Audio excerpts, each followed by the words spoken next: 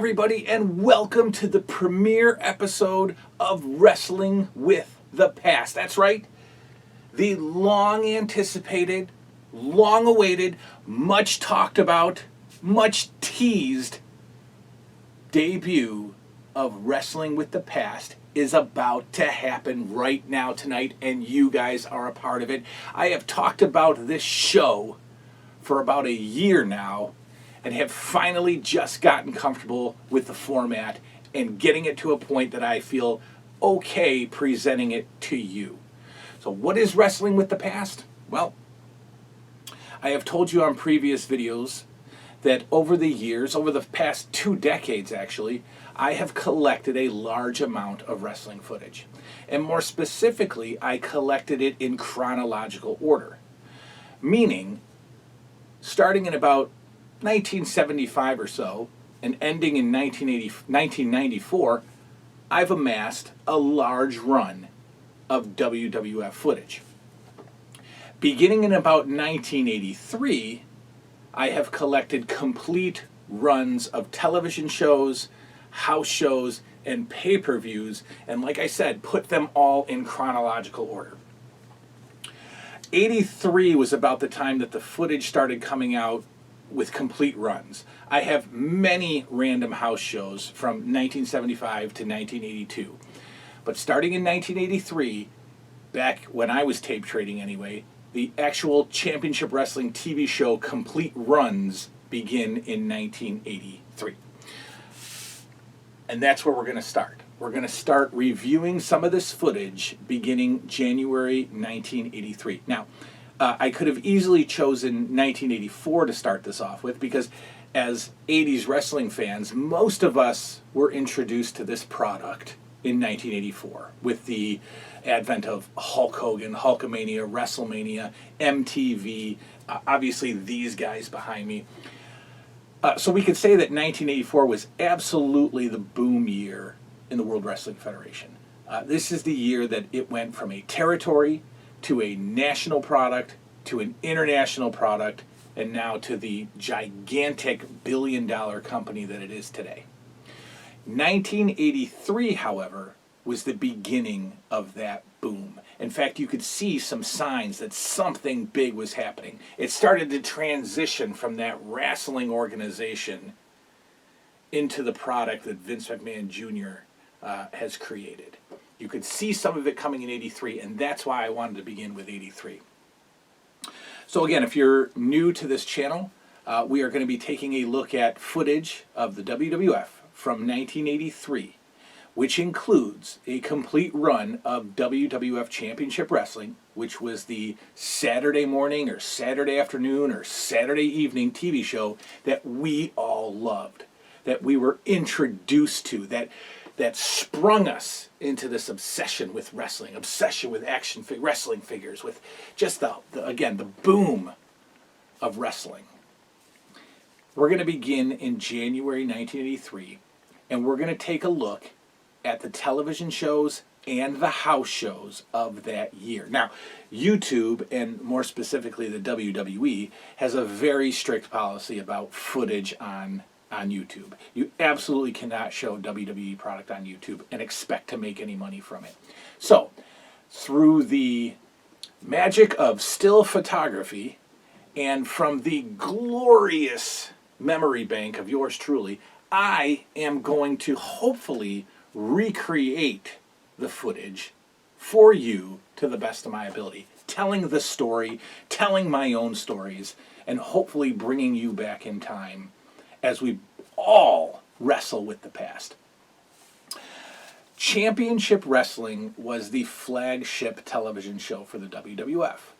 Again, it aired all different times in all different markets, but in my area, in upstate New York, it was either Saturday mornings, a sprinkle of a show on Saturday afternoons, and then Saturday at midnight, WWF Championship Wrestling aired. Sunday morning had a show called All-Star Wrestling, and then eventually USA All-American Wrestling. But that's as we get into 84 and 85. 1983 saw 2 television shows, 2 main TV shows for the WWF. One was called Championship Wrestling, and the other was called all-star wrestling. The one that I have, the one that I'm going to be reviewing with you, is WWF Championship Wrestling. Now, also in 1983, the house shows started to take off and become more and more televised by cable television. As cable TV made its way into more homes, you saw networks like Madison Square Garden, the Philadelphia Spectrum, so the Prism Channel, and NESN, which is the Boston sports channel. They would start to pick up house shows and air them on a monthly basis. And so I have a whole lot of those to talk about.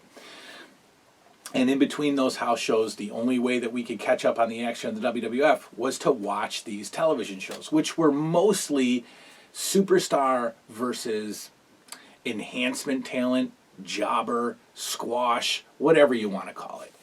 The guys that had no chance to beat the superstars. But that concept was used to really get over the larger talent, to generate feuds, to set up house shows, and it's all we had back then. It's all we knew. You know, today there are no jobber versus superstar matches. There is no enhancement talent, and it's a lost art. But we can go back and enjoy that through the magic of this show, Wrestling with the Past. First up, I guess it's just a coincidence, it landed perfectly. The first show of 1983 is WWF Championship Wrestling from January 1st, 1983. The show, again, is from a very small arena, and I've got to look back. It was actually from a fairgrounds, and I believe it's in Allentown, Pennsylvania. And this arena held, I don't know, 1,000 people maybe. No tall arena seating. A lot of floor seating, no bleachers, no second deck, third deck, nothing like that. Very, very, very intimate setting. Almost reminiscent of studio wrestling. So not as intimate as studio wrestling, but the next step up. Really made for a great, great environment. So, WWF Championship Wrestling, January 1st, 1983. The show opens with its opening vignettes, its opening credits, and Pat Patterson and Vince McMahon are your hosts. Of course, both are wearing their gorgeous blue tuxedos, and they would typically run down the card. What's to come? Who are the superstars on today's show? And then they cut right to the first match. You've heard me talk about AEW and the way I like, some of the things I don't like about modern wrestling. And I joke around and talk a lot about the ring announcer and the referee being a little bit too much part of the action.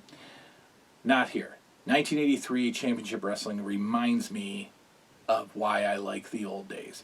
You've got your old man referees and you've got your old man ring announcer. They draw zero attention to themselves. Your ring announcer for Championship Wrestling is a classic character called Joe McHugh. And he was the ring announcer for a few years of Championship Wrestling before Howard Finkel ended up taking over. First matchup, January 1st, 1983, we have Curt Hennig, the future AWA superstar, the future AWA World's Champion, and most known to us, the future Mr. Perfect. A young Curt Hennig gets his start in the WWF, and he takes on an old grizzled veteran, Ray the Crippler Stevens. Curt Hennig enjoyed a very mild push in 1983. He would be featured in a lot of house show opening matches. But in the house shows, unlike TV where you get a 3-minute match, you'd have a 9 or 10 or 12-minute match. So Curt Hennig was in a lot of those opening house show matches, but he was going 12, 13 minutes and really showcasing his talent. Ray Stevens is just an old veteran who at this particular time at this era, 1983. So at the end of 1982, Ray Stevens, Lou Albano were responsible for the Jimmy Snuka face turn. So Ray Stevens is kind of hanging on, getting the last bit of his career. Honestly, he looks like everybody's uncle. He's not in great shape. He looks about 60. I looked it up when I was watching it, and Ray Stevens in 1983 is actually 48. So very old in comparison to the ages of today's wrestlers. But very old, very grizzled. Doesn't look like he spent a day in the gym. Probably smoked a lot. Probably had some kind of emphysema while he was taking on Curt Hennig, but still a good, tough guy throwback kind of character that really was perfect for 1983. Like all Curt Hennig TV matches at this time, they really try to put him over. So Curt Hennig gets a ton of offense in this match. Drop kicks and knocking Ray Stevens out of the ring. And, of course, Ray Stevens is managed by the classy Freddie Blassie, the Hollywood fashion plate. And so Curt Hennig would work Ray Stevens out of the ring, and Blassie would go to console him. And so it was kind of one of those matches where Curt Hennig gets a ton of offense, but then Ray Stevens comes back with the big man, power man moves. Now, the ending of this was interesting. Curt Hennig actually repeated this in the AWA about 2 years later, but Hennig got his neck trapped in the top rope, between the top and second rope. And you've seen this before, where a guy kind of goes over the top rope and he hangs onto the rope and his neck gets twisted. And I'm sure it looks a heck of a lot worse than it actually is, but the wrestlers would sell the heck out of this as if they were actually choking. The announcers would go nuts. Vince McMahon was going insane that Curt Hennig was dying with his neck trapped in the ropes. The fans were about to riot when Ray Stevens was pounding on the head of Curt Hennig as he was trapped, dying in these ropes. Eventually he was freed, but weakened greatly by the choke of the top rope, and Ray Stevens ended up getting the pin after pulling him out of the trap. I think Ray Stevens ended it with like an atomic drop maybe, and got the 1, 2, 3. Now 2 years later, a very famous angle in AWA was the Road Warriors had Curt Hennig trapped in the ropes by his neck, pounding on him, and then his father, Larry the Axe Hennig, came in for the save, which was a huge angle in the AWA at the time. But maybe Curt Hennig was just really good at doing this neck spot. Following that match, we have Jimmy the Superfly Snuka. At this point, he is managed by Buddy Rogers, the first Nature Boy, Buddy Rogers. Why? I have no idea. I saw it happen at 82. I mean, I know why, but I don't know why.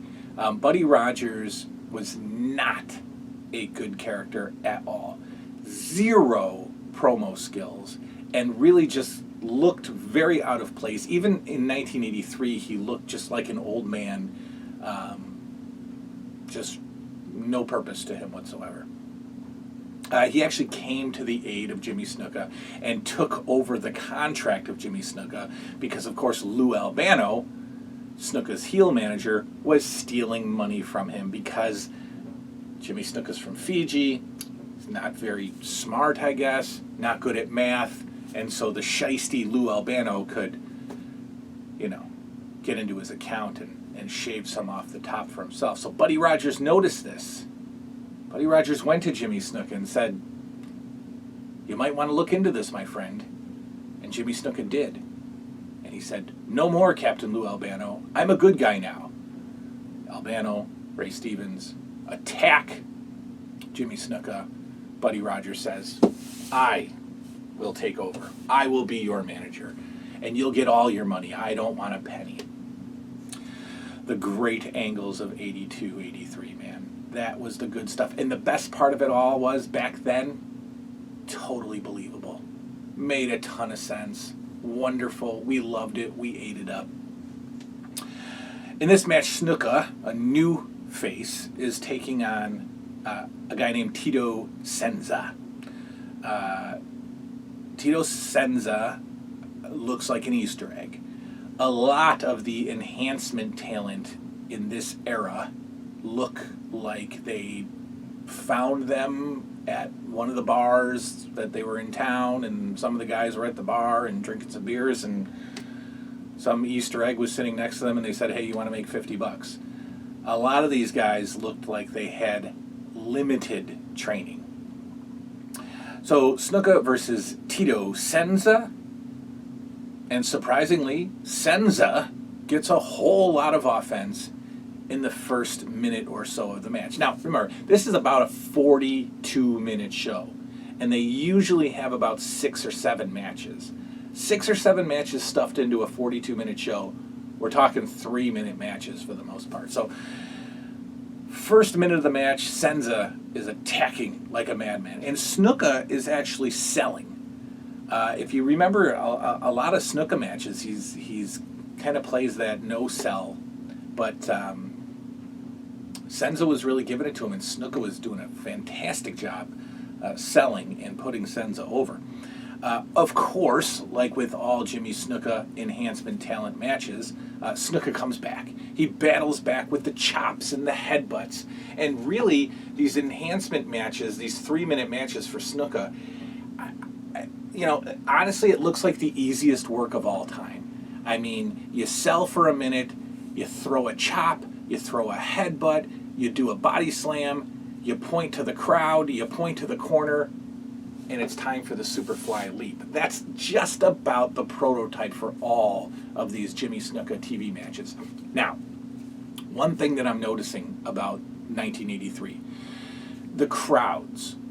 And this just makes me feel so good. It takes me back to a time of innocence. The crowds were eating this stuff up.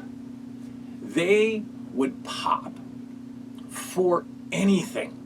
They would pop for times. They would pop at times when they were supposed to pop.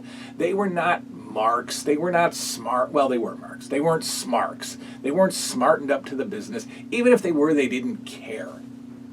And that's what made these shows so enjoyable to watch. The crowd is so behind the good guys and so against the bad guys. And that's what I grew up on. So as Snuka body slams Tito Senza and points over to the corner, the crowd erupts. I mean, they stand on their feet. The photography's coming out as Jimmy Snuka mounts the top rope. Vince McMahon is going out of his mind, as if he's never seen somebody leap from the top rope.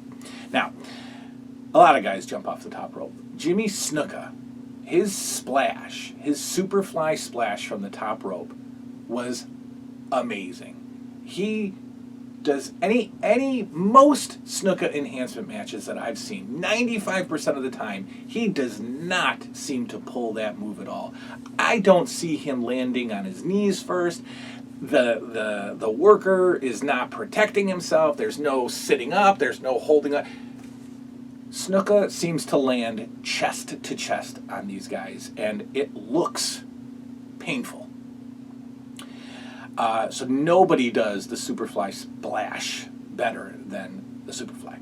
3-minute match, just like I described. Funny part of this is that Tito Senza is actually stretchered out after the Superfly Leap.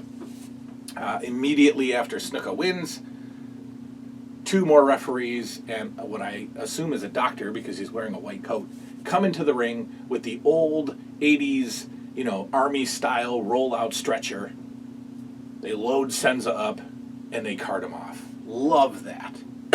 Excuse me. Love that.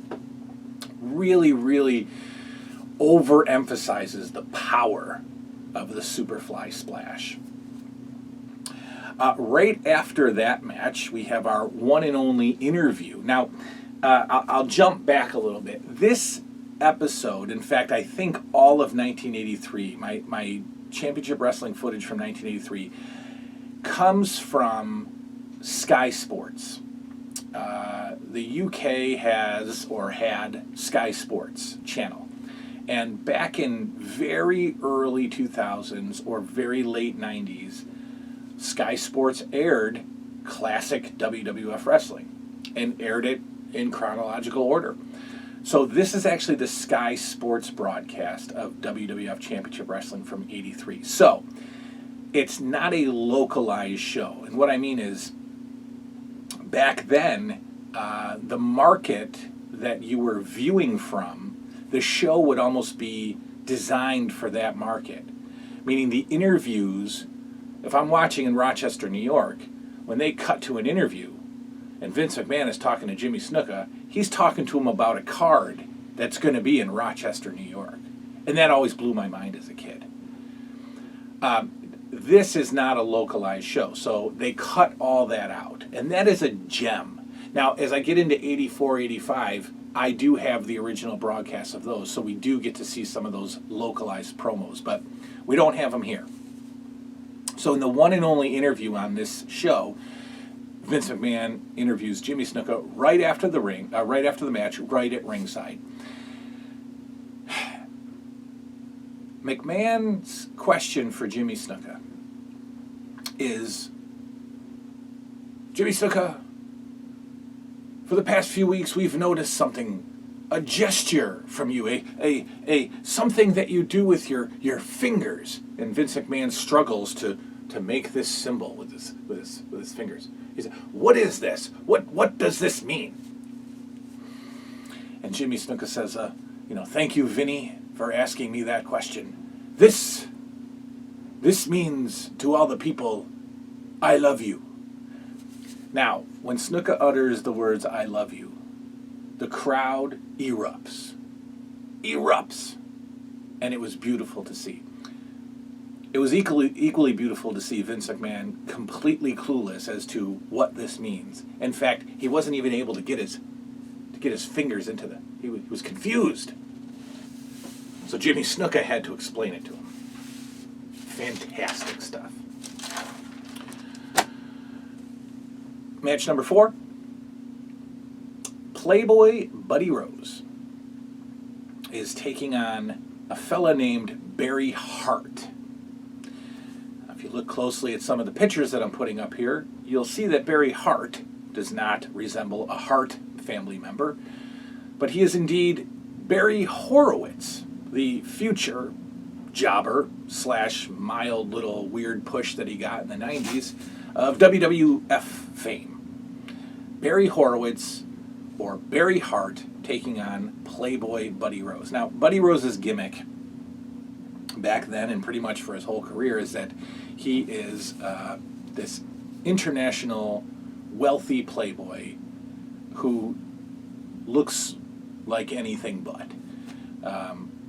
Pudgy, portly, 275-pound Buddy Rose would always insist that he was much less than 275 pounds. He would really, try to downplay his weight. And what happens when you downplay something to a crowd in the 80s? They upplay it.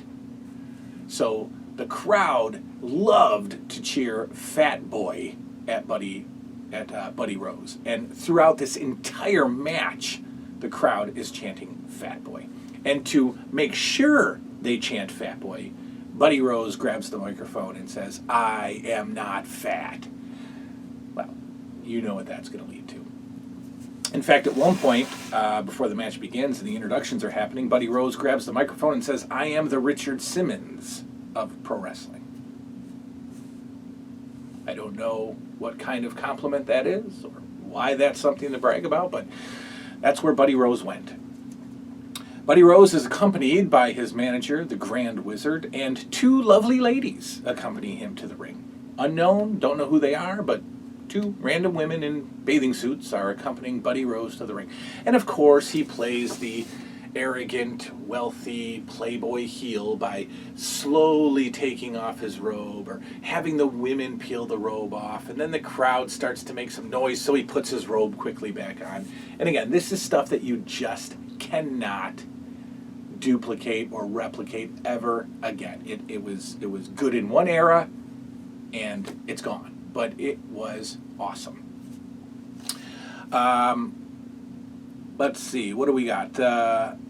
The crowd, like I said, really, really, really getting on Rose's case with the fat boy chant. So Buddy Rose would show how limber he was and would do a couple of kip-ups, and he did some one-arm push-ups, and he really wanted to show that crowd that he was not fat at all. After the kip-ups and the one-armed push-up, Vince McMahon made sure to say, yes, but he's still a fat boy. And I popped for that. Some offense by Barry Hart, as it probably really easy to get some offense in on Rose, because whatever you did to him, he would oversell, get mad at you, run out of the ring, yell at the crowd, go hug the manager, just perfect heel stuff. But then obviously Rose would come back. Now, a lot of these matches, the enhancement worker is getting in some solid offense. Barry Hart got in a little bit of offense, and Buddy Rose took over. So this was much more of a showcase for the superstar. A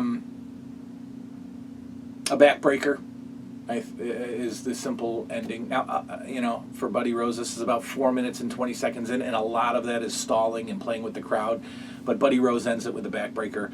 A lot of times back then, matches would end very suddenly with a very common move, a backbreaker, an atomic drop, sometimes a body slam, sometimes a clothesline, an elbow smash would end the match. Again, that is not ever something we're going to see again, but it worked wonderfully for back then, and I loved it. I ate up every bit of it back then. So Buddy Rose wins the match in 4 minutes with a backbreaker. Next up, we've got Mr. Saeido, who was a tag team champion with Mr. Fuji at one point in the early 80s. He takes on Tiger Mask. So Tiger Mask is obviously very famous in Japan, and he's in the WWF in 82 and 83, and he is given the short-lived WWF Junior World's Championship. In fact, he has an incredible match with Dynamite Kid from Madison Square Garden in 1982, where he either wins or defends the junior title. Very ahead of his time, very flippy. Crowd really didn't know what to do with it, so they would explode when he would do some of his maneuvers or some of his sequences of moves. The crowd really enjoyed it. Now, this is kind of a rare, I don't want to say main event style match, but for a television show like Championship Wrestling, this is a really good match. Equally matched combatants. You don't see a lot of that in 1983 Championship Wrestling. No belt, no junior WWF Championship belt, but he is announced as the junior champion. Tiger Mask is so flippy that Mr. Saeido is confused. He doesn't know what to do, so they point that out. Vince McMahon points out how confused Mr. Saeido is. This is a back-and-forth match. Obviously a good, evenly matched matchup. Nobody dominates this one. It's still short. It's honestly about a 4-minute match. Now, I thought that this ended when Tiger Mask had Mr. Saeido on the outside and ran off the ropes and dove over the top rope, landing on Mr. Saeido. Now, this is on the hard camera side, so it comes right at you.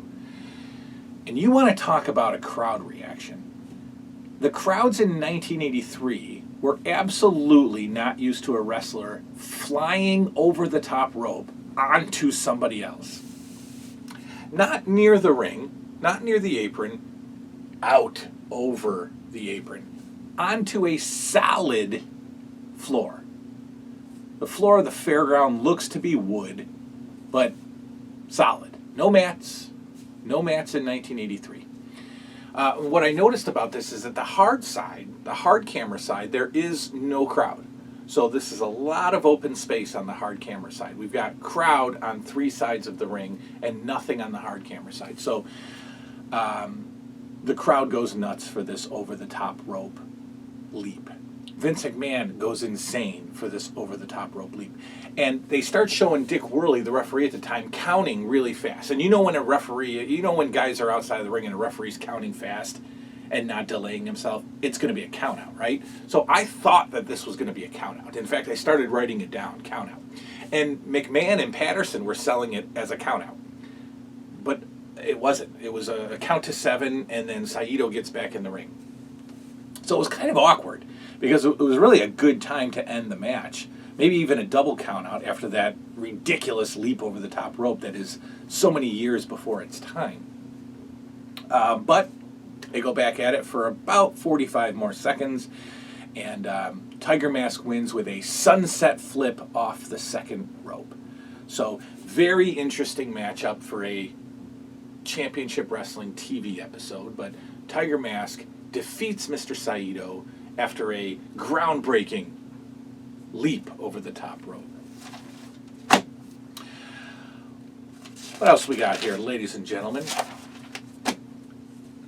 Billy Graham, superstar Billy Graham, back from his run in the WWF. He left for a year or two and came back at the end of 1982, surprising Bob Backlund and once again challenging him for the world title. But he comes back with a completely different look. He's no longer the flamboyant, tie-dye, long blonde hair. He's no longer that superstar Billy Graham. He is now a karate expert. He has a fully shaved head, he has a black mustache, and he's wearing long black karate pants. And of course, he sells, if you know karate, that's all you got to do. That's how you know karate. That's how you tell people you know karate. So that's what Billy Graham does in the ring. He takes on a guy that we're going to see a whole lot of in 1983. A fella named Israel Mattia. Another Easter egg. And for some reason, they used the heck out of him in 1983 and early 1984. Billy Graham is led towards the ring by his manager, the Grand Wizard. As I said, Mattia is a very common worker that we're going to see a lot of in 1983. Superstar Billy Graham looks bad at this point. Superstar Billy Graham has done a lot of steroids, and we know that. And it has impacted his health today. In fact, I'm surprised and thankful that Superstar Billy Graham is still alive. But in this match, if you look closely at his body, he's a mess. His skin is very loose. He's got some serious veins. Doesn't look good at all. Does not, honestly looks like a time bomb. Looks like a ticking time bomb. Again, I cannot believe that this guy's heart is still beating, Superstar Billy Graham. And I don't mean that in a negative way. I'm just surprised that it still works. I'm surprised his heart still works. This is really just a Billy Graham showcase. Even though they brought him back to challenge for Bob Backlund's title, there was never really much of a show. I just said showcase, but there wasn't really much of a push for Billy Graham in '83. It just didn't work. It fell flat. The karate look felt flat indeed. When he was coming back, he did get some matches with Bob Backlund though, and they just, they're just not the same. It wasn't the same feel when Billy Graham was his former persona. But this looked like they were still going to go with the Billy Graham push because Mattia got no offense in at all, and this is a very short match. This is just over a minute, and it's really just Billy Graham kicking, punching, choking. That's kind of all Graham was doing at this point, and he wins with the dreaded karate chop to the throat. Flattens Mattia out cold. Out cold. Chop. Next up, excuse me, is a dreadful segment. Prior to Piper's Pit, there was a very brief segment on Championship Wrestling hosted by a guy named Bill DeBoard, I think his name is. And he had a little bit to do, or a lot to do, with the WWF magazine.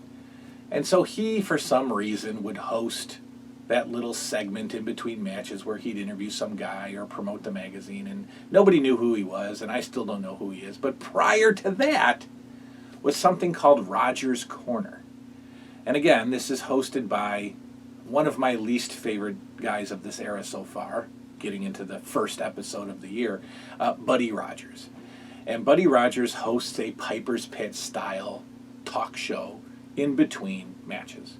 And this segment is about 45 seconds, maybe a minute. I don't think this is scripted, because Buddy Rogers really struggles to put sentences together, really struggles to get his point across, talks over himself, sometimes makes no sense, and stammers on and rambles on. So I don't think anybody wrote these segments for him. But he's sitting there, and his guest of the week is Rocky Johnson, who is enjoying a little bit of a run in the WWF. In fact, this is about, I don't know, a year or so before he and Tony Atlas become tag team champions. And around this time, I think Rocky Johnson was probably considered for an Intercontinental title run. So they definitely are pushing Rocky Johnson, and he's the guest. And basically the point of the interview segment is Buddy Rogers thanking Rocky Johnson for helping him get Jimmy Snuka to turn good. And so Rocky Johnson says, of course, and talks a little bit about Snuka, and then it's over. And again, I don't like the segment because Buddy Rogers is not good in the role. And nobody's writing anything for him, it seems. After that, we've got Salvatore Belomo versus Tony Colon. And Tony Colon is somebody that we're going to see a lot of in '83, as well as Salvatore Belomo. Now, this is kind of an interesting match because it seems like jobber versus jobber. And in the grand scheme of things, it is. But at this particular time in '83, Salvatore Belomo is getting a little bit of a push. Not much of a push. He's still in like the opening 2 or 3 matches at MSG. But for some reason, the Madison Square Garden crowd loves the heck out of this guy. I don't know if it's an Italian thing. Salvatore Belomo is a goofball. He waves to the crowd. He's excited. He talks about his mom and dad. He's just a real, like, sort of golden boy. And for some reason, the New York crowd, I'm guessing the Italian heavy crowd, just loves Salvatore Belomo. Ha! Salvatore Belomo. So he gets a little run here on the TV show, and he's taking on Tony Colon, and it's still kind of jobber versus jobber.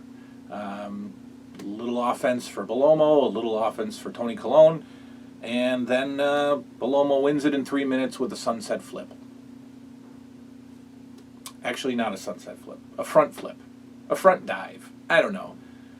He slams Tony Colon, bounces off the ropes, and jumps on him, dives on him. That's it.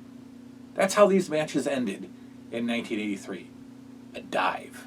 Not from the top rope, from a standing position. Wipes Tony Colon out. Salvatore Belomo, your winner in 3 minutes. Our second to last match, the Samoans, the former WWF Tag Team Champions, having lost the titles to the Strongbow Brothers in 1982, the former champion Samoans, managed by Captain Lou Albano, take on Tony Rico and Eddie Carson. I want to say that I hate Captain Lou Albano. Of course, he's a legend. Of course, he's a massive part of my childhood. Bad guy Lou Albano, good guy Lou Albano with Cyndi Lauper and MTV. And so let me say, I hate Captain Lou as a bad guy. He's a great bad guy. You really want to hate him. But he so exposes the business at a time where it doesn't need to be exposed and wasn't meant to be exposed. And if you want to know what I'm talking about, go back and watch on YouTube Captain Lou Albano versus Jimmy Snuka from Madison Square Garden in 1982. Captain Lou, this is 100% the truth. Go back and watch it yourself. Captain Lou Albano has a blade taped to his thumb. And in the match only consists of Snuka chopping and headbutting Lou Albano in the top of the head. And Lou Albano absolutely no-sells these punches. And in fact does some kind of weird, stupid dance around the ring every time he's hit. But every time he's hit, he just cuts himself over and over. Not hidden, not down on the mat, like this. And that made me hate Captain Lou Albano. And what I'm hearing, the rumor mill, the dirt sheets, have all said for years that Captain Lou Albano was practically drunk every single time you saw him on television. Okay, so that kind of explains it. But that really made me dislike him. That match against Jimmy Snuka is just, I mean, it's hilarious, but it's insultingly hilarious. For a time when this wasn't supposed to be happening. You're not supposed to let anybody know that you're cutting yourself or anything of that nature. Anyway, little bit of offense by Tony Rico and Eddie Carson. In fact, at one point early on in the match, one of the jobbers, Rico or Carson, drop kicks a Samoan, and the Samoan is absolutely stunned that somebody hit him and knocked him back. And so he's got these big wide eyes, and he's so confused about what happened. And then it must wake them up, and the Samoans then go on to pulverize Tony Rico and Eddie Carson. Very little bit of offense for the jobber team, but it ends there with this Samoan drop that I think every single Samoan wrestler uses as a finishing maneuver. Our final match, ladies and gentlemen. Mr. Fuji takes on Bob Bradley. Now, Bob Bradley was a power lifter, and Vince McMahon is big on that kind of thing. So I think Bob Bradley was probably maybe kind of thought of to be something other than just enhancement. But obviously that didn't go very far. Mr. Fuji's coming to the end of his run as a wrestler. You know, he's about to don the tuxedo and be the heel manager, Mr. Fuji. Bob Bradley did work a few more years for the WWF. He was a decent-looking jobber, being a power lifter. Not much offense from Bradley, and anything that there was, Mr. Fuji did not sell at all, which is kind of hard to believe because you have this big power lifter, Bob Bradley, taking on, you know, kind of at the end of his run, Mr. Fuji, and he's not selling anything. Fuji, of course, has the devastating chops. He does the diving headbutt. He does, all of his Mr. Fuji stereotypical racist Asian moves, and wins it with the reverse leap off the top rope. Fuji would climb to the top, the second rope. He would climb to the second rope backwards, and put his hands on the top rope and kind of bounce a few times, and then thrust himself off onto the fallen Bob Bradley. 1, 2, 3. Mr. Fuji wins in 3 minutes and 9 seconds. They announce next week's show, and all that they announce is the return of the Big John Studd Body Slam Challenge. Now, we are all famous with the WrestleMania, or we are all aware of the famous WrestleMania Slam match between Andre and Studd. But apparently this Body Slam Big John Studd thing started in late 82 and 1983. In fact, they weren't using wrestlers in the beginning of this Body Slam Challenge. They were bringing in audience members. And I don't think that back in 83 they had plants like they do now. I don't think they were taking local indie talent like they do now and putting them in a role. I think they were pulling guys out of the audience. Because Studd is really nice to them. He's really gentle with them. And as they fail miserably to slam them, he shakes their hand. So I'm guessing it's an actual fan. I don't know. Kind of weird, though. So that is first episode of Wrestling with the Past. Some things that I noticed, a couple of things I've pointed out already. The ring on this show is very low to the ground. So there's not a lot of, height from the ring to the floor. I don't know what a standard ring is nowadays, but it just seemed really low. And there were fans on only 3 sides of the ring, like I said. The hard camera side did not appear to have any crowd. I've mentioned that the crowd would pop for everything, and pop appropriately, and it was really fun to see. They would boo when they were supposed to, they would cheer when they were supposed to, and that was fun to see. Maybe early for its time, or earlier than its time, a lot of instant replay, not just at the end of the match, but sometimes in the middle. So when there was a big move, a big move for 1983 is a suplex, but when there was a big move, they would cut to an instant replay of that move and then go back to live action. That was pretty cool to see. Also, a sign of the times to come, there was a few audience members with signs. But they were not your funny, jokey, snarky signs. They were really fun, innocent signs.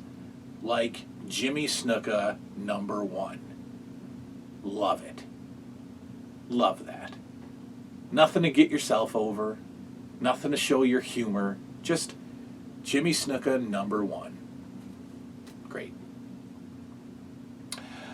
Throughout the matches, they would have these glorious crowd shots. And I'm talking just lovely 80s crowds.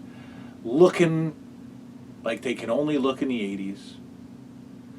Smoking cigarettes like you can only do in the 80s. And really, truly seeming to have the time of their lives. I've pointed out before that a lot of these matches, most of these matches, all of these matches are ending with a standard move. Jimmy Snuka pretty much is the only one who has, so far, a signature finishing move. You saw a lot of botches and a lot of dangerous looking moves. And again, I don't know, but it looks like the guys are a heck of a lot rougher back then. And I think that's because there was more of a push to not expose the business. So some of this stuff looked extremely stiff, extremely real. And that's fun to see, but I also felt bad for a lot of the enhancement workers who, especially in a match with the Samoans, not a lot of protection. The Samoan drop really looked like it hurt. Just a lot of rough stuff. Okay, match of the week. Match of the week. We're going to give it to Tiger Mask versus Mr. Saeido, just because it was the only competitive match, and we got to see that amazing leap over the top rope. The worst match of the week, the stinker of the week, if you will, Billy Graham taking on Israel Mattia. I've never been a Billy Graham fan, and I'm even less of a Billy Graham fan with the karate gimmick. I don't get it. I don't know how you can go away for a year and become a karate expert, but apparently you can. I did like the Superstar Billy Graham look of the 70s and early 80s, the look that inspired Jesse Ventura and some say Hulk Hogan and Scott Steiner of more modern times. But this karate look, I don't like it at all. And I don't really like any Superstar Billy Graham match. So that's that. That is episode 1 of Wrestling with the Past. Hope it was enjoyable enough for you.